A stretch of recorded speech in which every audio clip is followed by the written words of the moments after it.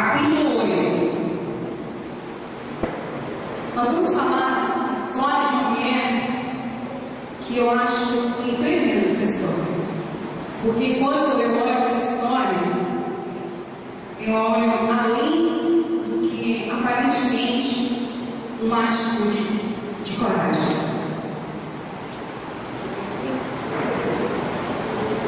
Antes de lermos a palavra, nós vamos falar com Deus, nós vamos orar mais uma vez. A presença de Deus está neste lugar.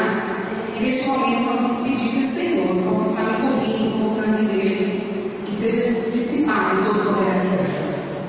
Senhor Deus, eu me coloco neste momento diante da tua presença, carente da tua graça, da tua bondade e misericórdia.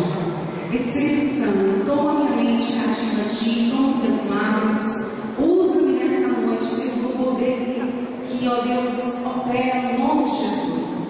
Pai, que o Senhor possa tomar as mentes nessa noite, que as mentes possam estar ligadas ao Senhor. Não permita, meu Deus, que o adversário venha lançar cego, a venha investida nessa noite, para que as almas sejam dispersas, as mentes sejam dispersas. Mas a simplicidade que é o teu Espírito Santo, toma esta palavra, Senhor, e ministra nos nossos corações nesta noite, para que produza em nós vida. Pai, salva nesta noite, desde já o adversário que causa medo, pavor, que aprisiona as pessoas no banco, traz vergonha, fica falando na mente, Satanás, eu já te expulso deste lugar, em nome de Jesus, deixe essas vidas livres, para confessarem a Jesus como Senhor e Salvador. Espírito Santo, a boa obra de convencer é tua, faz nessa noite, é contigo que eu conto nessa noite. Vamos lá, Espírito Santo, em nome de Jesus. Amém. Lucas capítulo 8, nós vamos ler do versículo 3 até o versículo 7. Vamos ler do 48, do 43 ao 48. Amém, igreja? Amém. E uma mulher que tinha um fluxo de sangue, havia 12 anos, e gastaram os médicos todos os seus saberes, e por nenhum pudera ser curada, chegando por detrás dele, tocou na orla de seu vestido, e logo estancou o fluxo de sangue. E disse Jesus: quem é que me tocou? E negando todos, disse Pedro e aos que estavam com ele: Mestre, a multidão te aperta, te oprime, e dizes: quem me tocou? E disse Jesus: alguém me tocou, porque bem conheci que de mim saiu virtude. Então, vendo a mulher que não podia ocultar-se, aproximou primeiro e, prostrando-se ante ele, declarou diante de todo o povo a causa por que ele havia tocado e como logo saiu. E ele disse: tenha bom ânimo, filha, a tua fé te salvou. Vai em paz. Queridos, nós estamos num tema cujo tema é rompendo de fé. E dentro deste tema nós podemos abrir um leque. Você pode observar que cada pregador veio aqui, Deus dá uma visão, Deus dá um direcionamento, porque é um leque muito grande. Mas é um tema que é difícil viver nesse sentido. Romper de fé não é fácil, Deus. Dizermos ter fé é uma coisa, mas vivermos a ação do verbo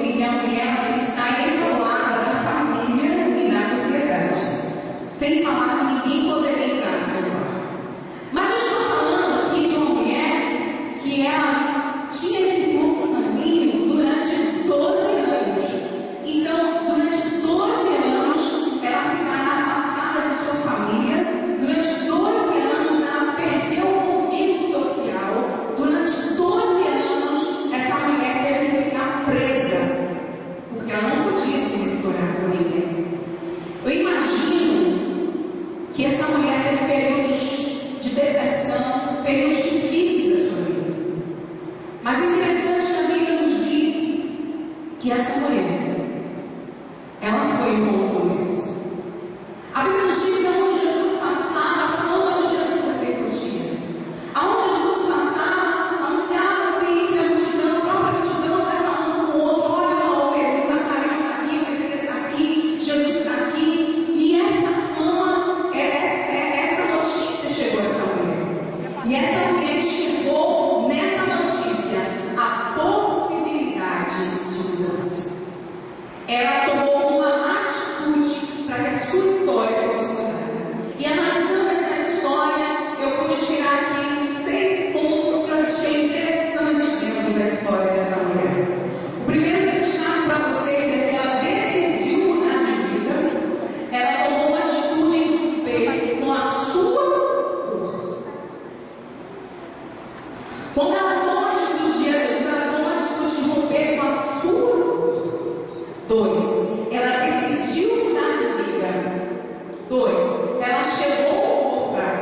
Primeiro, ela decide romper com a dor. Depois, ela vai ao encontro de Jesus por trás. Terceiro, ela tocou na orla do vestido. 4.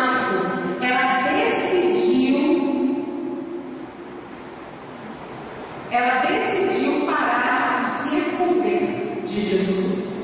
5. Ela veio a Jesus com temor. E 6. Ela revelou, ou seja, ela contou o porquê resolver romper em fé, pois contou para Jesus sua necessidade, a sua condição diante de toda a sociedade. E olhando para este lado dessa mulher, eu analiso que aqui o nosso tema é a gente romper em fé. E romper é um verbo que denota ação, mas uma ação contínua. Essa mulher, ela tomou para si essa atitude e ela prosseguiu. E me lembra na Bíblia uma história que Jesus nos conta, que lá em Mateus tem essa história, em Lucas também nos conta a história do paralítico de Cafarnaum, que os colegas, os amigos tiveram que colocar ele pelo telhado. E eu só quero destacar o que vai ser importante para a nossa mensagem hoje.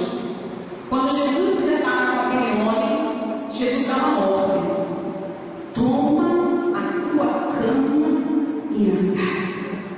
Jesus está dizendo: toma uma atitude para romper com essa tua situação. Porque o homem, ele vivia asmático, ele era paralítico, ele não podia andar. E Jesus ordena agora que ele tome uma atitude em pegar a sua cama e andar. Queridos, eu entendo que a fé é um elemento importante nas nossas vidas, mas a fé sem ação, ela não tem nenhuma serventia. Não adianta eu chegar diante de Deus, não adianta eu chegar diante do meu problema e dizer diante da igreja: eu tenho fé, mas eu não tenho atitude, eu não tenho ação de romper com aquela situação. Então a minha fé, ela vai estar parada. E para ilustrar essa noite, eu quero convidar a Mariane em dividir na frente, por favor. Eu vou dar a ilustração e Danilo, para que nós entendamos muito bem o que no caso, pode subir. O que no caso é ter a fé e não ter o ânimo para prosseguir, não conseguir romper em fé.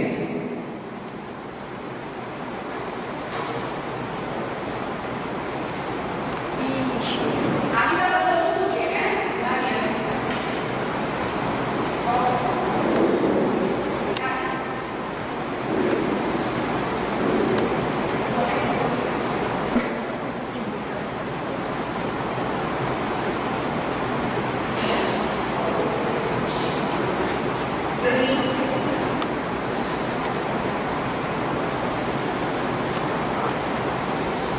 Danilo é Jesus.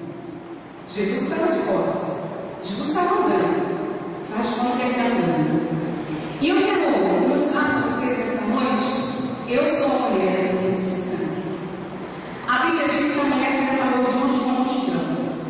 A multidão ali representa a vergonha daquela mulher, representa as caluniações,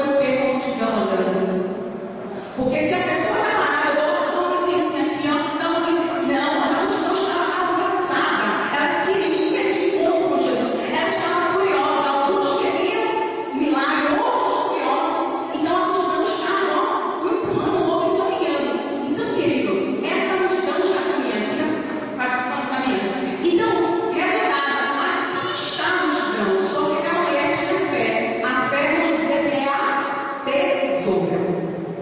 E aí você está sentado no seu cantinho, você diz: Edilene, eu tenho um problema, mas eu tenho fé. Tudo bem, você tem a tesoura. Só que você tem a tesoura, você fica parado. Significa que falta em você o ânimo. Quando Jesus esteve entre nós, ele disse: tendes bom ânimo, porque se eu tenho a tesoura e eu não tenho ânimo de pegar a tesoura e romper o tecido, caminhar durante a multidão, a minha vida vai estar estática, a minha vida vai estar parada. E assim tem sido a vida de muitos crentes dentro da casa de Deus. Tem vivido com um problema há muitos anos, e são crentes que têm fé, mas são crentes que não têm ânimo. São crentes que hoje estão tão desanimados que não querem nem vir à igreja, porque a distância é tão grande. E a campanha nos diz rompendo em fé. A campanha nos diz fé, tesoura, mas a ação de romper. Quando eu rompo em fé, eu causo uma transformação. O tecido se tornou em dois. Então eu transformei o tecido em dois. Obrigada, Daniel, fica. Eu rompi o tecido e tornei dois. Quando eu tenho a fé, mas eu tenho dentro de mim o verbo que Jesus manda que a gente tenha, que é a ação, esse ânimo dentro da gente, a tempestade vem. Um exemplo: meu pai estava enfermo e ficou um momento difícil. Eu disse não, porque dentro de mim havia ânimo, havia algo que me movimentava para eu utilizar essa fé para romper com as dificuldades e tocar em Jesus. Interessante é que ela foi por trás para tocar em Jesus. Por que essa mulher não deu a volta para ser chefe com Jesus e não tocar em Jesus? Esse porquê nós vamos responder. Obrigada. Ficou claro? Amém? Então, rompendo em fé. Eu tenho fé, mas eu preciso de atitude. Eu preciso de ação. A cidade está se perguntando, Edilene, mas a situação que eu estou vivendo, como é que eu vou agir? Como é que... Meus queridos, não pare de orar. Não pare de ler a Bíblia. Não pare de profetizar. Você é um profeta que profetiza sobre sua própria vida. E as palavras que você libera, você vai movimentar o reino das trevas ou o reino da luz para vir ao teu favor. E muitas vezes nós temos movimentado o quê? O reino das trevas ou o reino da luz? Quando eu digo vai dar certo, Deus te tem certo, Deus te agir, está tudo caos. Você começa, porque você começa a movimentar o sobrenatural de Deus na sua vida. Quando você diz, vai tudo errado, Satanás ele pega, guarda para fazer aquilo de uma profecia. E o que acaba nós são os frutos dos nossos pensamentos. Nós somos frutos dos nossos pensamentos. Eu sempre acreditei que um dia eu ia pegar você dentro. Hoje eu sou fruto do meu pensamento que eu acabei proferindo os meus lábios. Quem você tem pensado com relação à tua situação? Quem você tem pensado com relação àquilo que você está precisando diante de Deus? Porque aquilo que tanto você pensa, você acaba produzindo em palavras. E logo você acaba tendo atitude, porque você estimulou um dos reinos para que você pudesse estar agindo. Então, querido, eu quero voltar ao tema número 1 dessa mulher que está aqui nessa noite.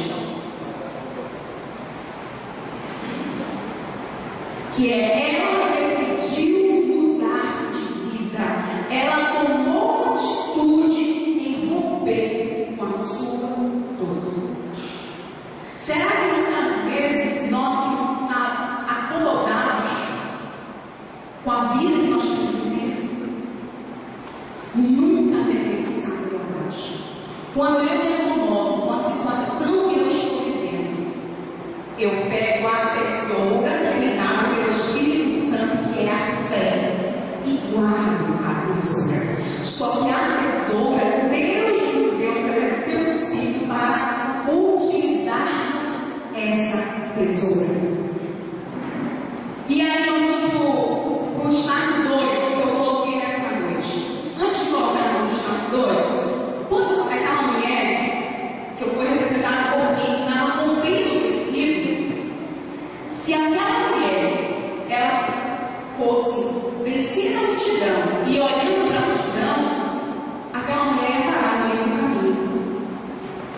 Porque é uma multidão, para você enxergar alguém, ó, estou vendo caindo lá na frente, eu vou tentar passar caindo. Aí eu vou abaixar a cabeça, olho para fulano, ciclano, quando eu vejo ele caindo, olha está longe. Porque caindo em variação, em movimento. Ou seja, a nossa vida espiritual, ela está em constante movimento, e nesse movimento, Jesus também está em movimento, trabalhando. Ele nunca descansa, ele nunca dorme. E aí, quando a gente está no mensagem, no fim da fala, a gente tira os olhos de Jesus, da solução do problema, e a gente começa a olhar. E ó, este homem é muito forte para eu passar. E ó, isso aqui. E ó, me condenar. Quando eu coloco o problema na multidão, eu perco Jesus de vista. Perdendo Jesus de vista, eu também me perco na multidão. Porque eu não vou saber onde Jesus está indo. Onde está Jesus? E eu vou ficar assim, ó. E espiritualmente, tem muita gente nessa situação. Perderam Jesus de vista. E aí a gente fica assim, ó, parada. Porque está no mesmo lugar, procurando Jesus. Então, esta mulher nos deixa uma lição. Ela conseguiu romper a multidão porque ela focou Jesus. Ainda que Jesus estivesse de costa caminhando, ela focou em Jesus e ela chegou em Jesus. E a Bíblia nos diz que ela chegou em Jesus, por detrás de Jesus, e ela tocou as obras de Jesus. Porque no destaque 4 diz que ela decidiu não mais eu vou ler o 13, foi? E aí no 13, o 2, ela chegou por detrás, e o 13, ela tocou na orla da veste de Jesus. Agora, por que ela pensou, eu vou tocar só na orla das vestes de Jesus, vou ser curada? A Bíblia diz que os fariseus, eles davam valor à orla. A orla, no grego, quer dizer cláspero, que é uma lã torcida, e que normalmente eles usavam em 4 pontos de destaque da roupa. E essa orla torcida simbolizava a lei, onde os escribas, eles usavam aquilo na cor azul escura, que representavam que eles lembravam-se da lei para cumprir. Jesus, sendo filho de Deus, sendo a própria lei, ele também usava essa orla. E todo Israel sabia que o homem que usasse uma orla era um homem que guardava a palavra, a lei. E Jesus, ele guardou a palavra. E a mulher, quando ela vai contra Jesus, ela reconhece em Jesus um homem que obedecia às ordens de Deus. Quando ela diz, eu vou tocar apenas na orla, existe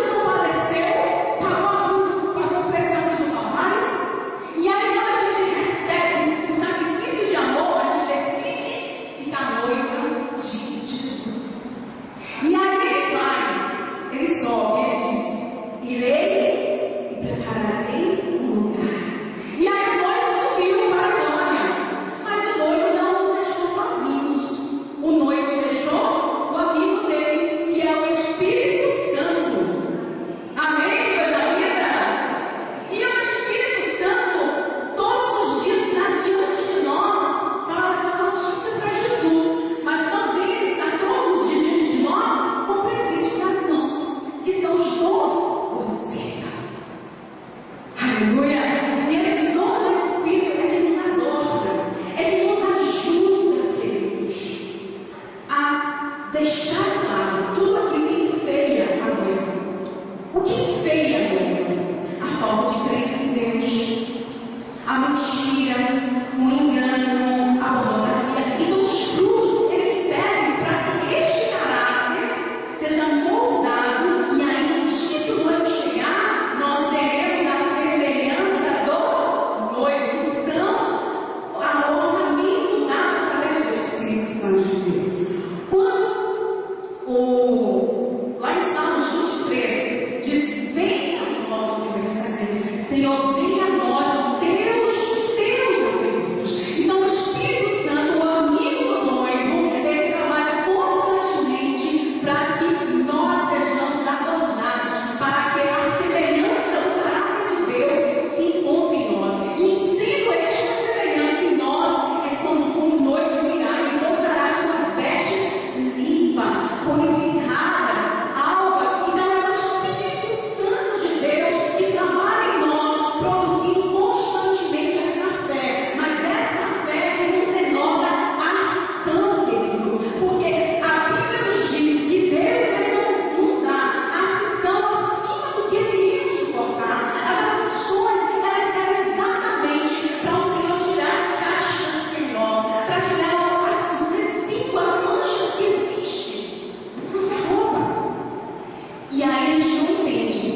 Poxa, eu estou passando por isso. Cadê Jesus para responder? Jesus não responde até que você aprenda a lição que Ele quer que você aprenda com a tua aflição. E se porventura, meu querido, você tem insistido diante do Senhor, mas não tem ficado os seus olhos para Deus, para aquilo que Ele quer te ensinar, para aquilo que Ele quer transmitir, para aquilo que Ele quer trabalhar em você, querido, você vai passar tantas vezes a prova, porque você vai estar preso no meio da multidão, no meio das lutas. É necessário que diante das lutas, é necessário que diante das tribulações, eu tome uma atitude de romper fé.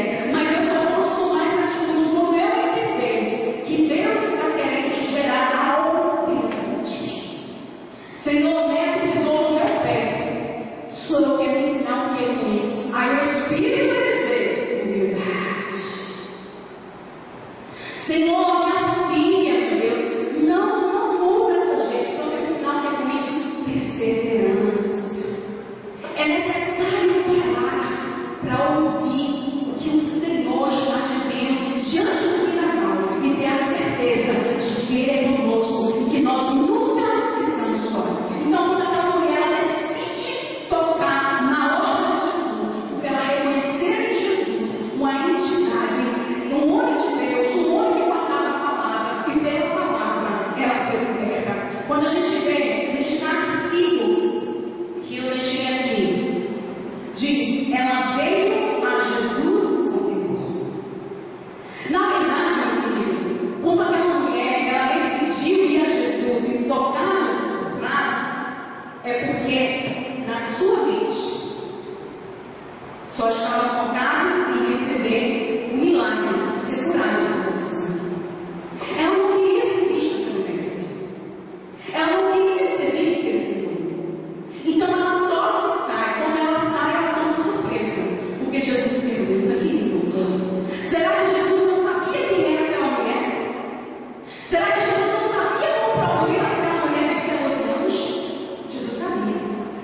Só que o interessante nessa história, que Jesus nos ensina que Ele quer sempre nos dar muito mais do que nós temos pedido a Deus. Porque depois da mulher tomar a atitude de se revelar quem ela é, dizer que ela tocou e por que ela tocou, ela recebe algo muito maior do que a sua cura física. Ela recebe a salvação. Interessante que Jesus diz: a tua fé te salvou, vai mais. Ou seja, Jesus deu uma garantia celestial, de morada celestial, e deu uma garantia a ela que ainda o tempo que restava para a vida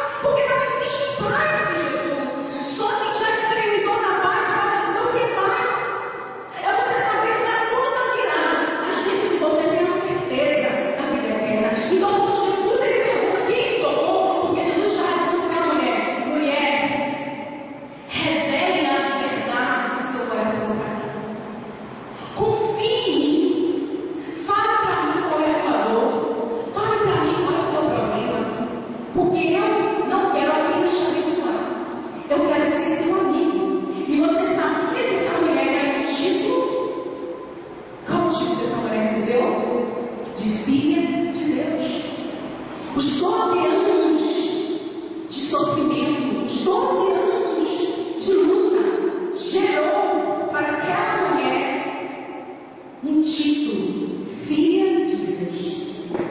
Porque quando ela decide romper fé depois de 12 anos, ela se encontra com o Senhor. E aí eu entendo que parafraseando, eu começo a enxergar aquela mulher, Jesus dizendo que me tocou. E Jesus dizendo, se ela tomar uma atitude de ela abrir seu coração para mim, e não olhar para a multidão, mas apenas olhar para mim, eu vou dar muito mais do que ela está. Quero ver a atitude dela. E aí Jesus está esperando a atitude dela. Se aquela mulher virasse as costas a isso, ela apenas teria recebido a cura do fluxo de sangue. Mas ao morrer, ela não iria para a eternidade. Porque até então ela não era filha de Deus. Até então ela era criatura. Mas quando ela decide tomar uma decisão de fazer de Jesus seu amigo, porque a gente só abre nosso coração para quem a gente considera amigo.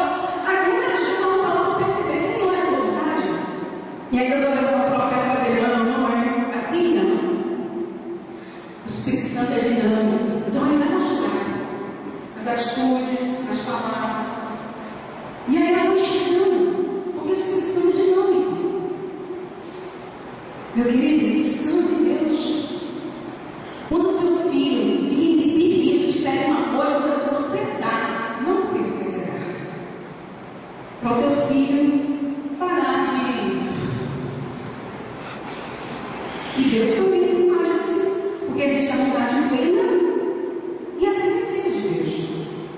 A permissiva é a gente fica, Deus me dá, Deus me dá, Deus me dá, Deus vai tão, porque vai, a gente vai quebrar.